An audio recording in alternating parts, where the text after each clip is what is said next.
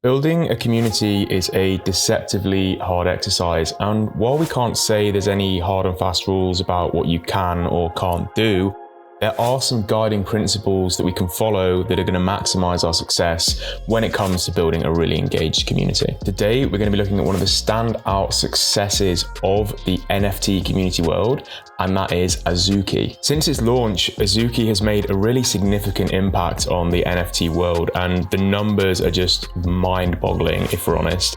In the first 4 minutes of their launch, they did 29 million in sales, and that was at a floor price of $3,500. So these are not cheap NFTs by any stretch of the imagination. And the crazy thing about Azuki is they haven't really done anything new, and that's why it's such a great case study to learn from, because it shows us how we can wildly succeed with our community projects if we just execute at a 10 out of 10 level. By the way, if you're new to the channel, my name's Tom and this is the Community Lab. Here we do teardowns and deep dives into the world's best performing communities, so you have the tools to be able to build out your own. If you like this kind of content, we have an ebook for you, which you can check out here, that basically summarizes all of the videos that we've done so far on people like Jack Butcher, Alex Becker, Greg Eisenberg. So you have all the information you need to go and build your own community. So check that out if you're interested, and let's get into the video. Now, the first principle that I want to talk about here is that of second mover advantage. Now, there's a big myth out there, I think, that in order to build a big community or a great product, you need to be the first in the space. But if we look throughout history, this simply isn't true. Milk Road, the popular crypto newsletter, they became the biggest crypto newsletter in the world, despite there being loads of other newsletters out there focusing on crypto.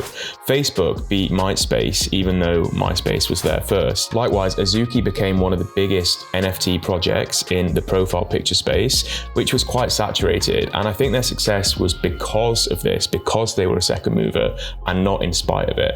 Let's see why. Firstly, let's look at the launch mechanism. So because Azuki were a late mover in the space, they could actually look at all the launch mechanisms that had worked and pick one that they knew had a high chance of success. So they went with the Dutch auction, which we don't need to go into the details of, but this is a mechanism that worked for projects like JRNY Crypto and a number of others that was kind of proven to sell out projects. Another advantage they got by being a late mover was understanding the kind of general mood of the NFT space at the time. People were very sick of rug pulls and disingenuous teams, so they knew it was really important to have some big public hitters in their project. And that's, I think, one of the reasons why they worked with Arnold Sanger on this, who's one of the co-founders of Azuki. He was the Overwatch design lead, so had a lot of clout, had a lot of credibility, and I think gave people the confidence to invest in this project. And the third advantage they had was actually within the product themselves. So Azuki have been incredibly clever in learning from past successes in the design and the utility of the token, but we're going to get to that later. So the point we're trying to make is not any of these one specific elements that you want to incorporate into your community. It's more the wider picture of how thinking that you're late to the game can actually be a huge advantage, because you can go through and tear down, like we do on this channel, every community that's worked and pick the best bits from them, incorporating them into your own idea. Another factor that I think's driven the demand for Azuki is the fact that they plugged into a trend that really had an unmet need in the NFT space, and that trend is anime art. So if we look at some of the stats around anime, it's actually pretty incredible. Netflix announced that 100 million households had watched anime on the next Netflix service, and they were going to double down on anime content. If we also look at some other NFT anime projects, there was a collection called ON1 Force, and when that was launched, the average price went from $1,500 to 30 grand. And this is a very important lesson, because at the time, East Asian investors were not really finding NFTs or PFPs that necessarily resonated with them. And again, we'll get to kind of why these NFTs resonate so well. But this was a market that was just not being served at the time, and it was hiding in plain sight. And all Azuki did was create something that fit that market need and applied it in a way that was going to be a real success for the community. Now, the counter argument to this is obviously you don't want to create a community just on the back of a trend if it's not something that you're really passionate about. You know, I make the point again and again and again, but I really hate these communities that are based just purely on AI as a trend, because the founders of these communities are are going to get bored with it. They're not going to be having the commitment to see it through the long run. And ultimately, you're going to have built a community around a trend. And when that trend dies off, there's not going to be anything there anymore. So that's the counter argument. But having said that, always great to be mindful of trends when building your community. So you've gone through the second mover advantage, you've gone through trends, and now we want to take the third lesson from Azuki, which is doing the same but better.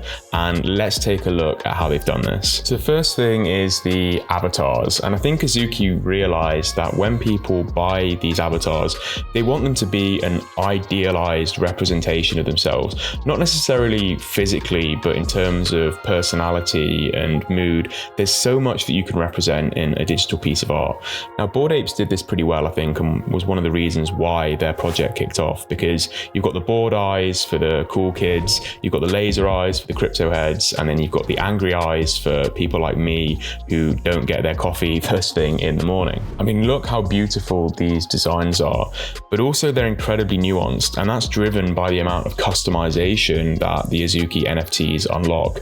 There's 12 traits for each Azuki NFT and a minimum of 8 options for each of these traits, which is just staggering how customizable that is. If we compare this to some other NFT projects, we've got CryptoPunks, which only has a handful of traits and 2 options.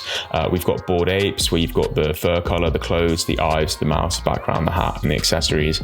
But again, only a minimum option of 2 traits. And then you've got a load of other kind of NFT projects here, just showing how the number of traits is just far more in Azuki, but also the options are far more as well. And what this allows is for people to really find something that resonates with them, which perhaps these other NFT projects don't do to such a large extent. And there's other examples as well where they've just taken what works but done it to a really, really good level. I love the golden mode they've put in. We've all come across dark mode before. I'd personally never come across golden mode, and I just think it's like a really small innovation, but something that adds a lot of value. And when these stack up, you get a really incredible experience. I mean, just going through the site, you'll see what I mean. Every single detail has been sweated over. And the final example was with the beans airdrop that they did. Again, nothing new here. Bored Apes did pretty much exactly the same thing with the Mutant Apes airdrop, but it was executed at such a high level that the floor price of beans reached 3.5 ETH on the first day, and that's when usually you'd expect massive dumping. And again, that just came from really sweating the details. Now, this approach isn't for everyone. Some of us, like the Jack Butchers of the world, check that out as well. Chex is another great example of this kind of absolute insane attention to detail that takes an existing idea and just makes it really, really well executed.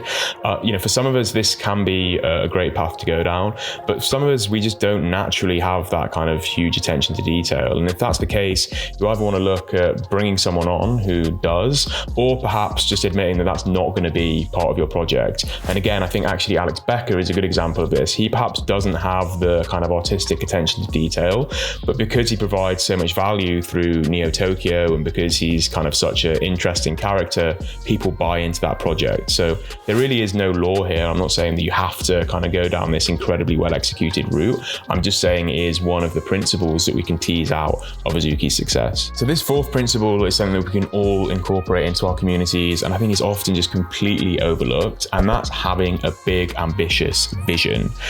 When building a community, the vision is ultimately what kind of glues the community together.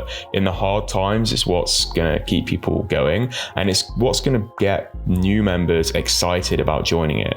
If you've got a community and the vision is, just to be somewhere where people are going to hang out and exchange ideas on productivity, that's not really a compelling reason for me to perhaps join the community. I might join for a while, but I'm not going to become an evangelist.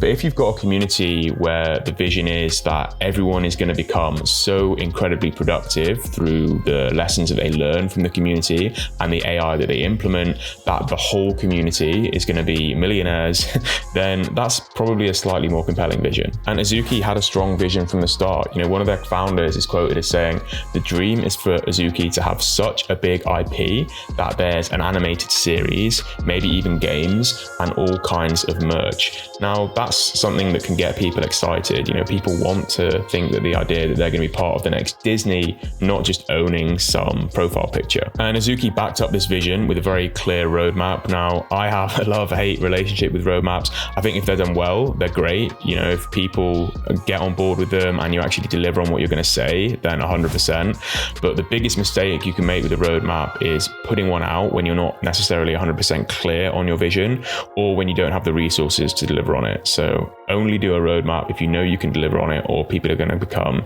disenchanted with your project. Okay, so let's wrap this up. Hopefully you found this helpful, but the first lesson we took from Azuki is how actually being a second mover can be a huge advantage when launching a community if you learn from the mistakes and successes of other communities before you. That's why you need to watch this channel, because we're learning from all the failures and successes of communities in the past. The second thing we learned was about capitalizing on trends. So they tapped into the anime market that was very unmet, unlocking, you know, these East Asian investors with deep pockets who really resonated with the brand. The third thing we talked about was basically executing to an incredibly high level, not necessarily doing new things. So Azuki, that case, was the art itself, the utility of the tokens, and just generally being very, very on it with every tiny detail that they put out. Finally, we talked about the importance of having an incredible vision. So they were very, very clear with their vision from the start. They continuously updated their roadmap, and that's one of the reasons why people are so bought into this project. So if you like this video, make sure to subscribe, also get the ebook, and every week we're going to be releasing new videos on successful communities, so you have the tools to be able to learn from them. So thanks a lot for that, and enjoy the rest of your day.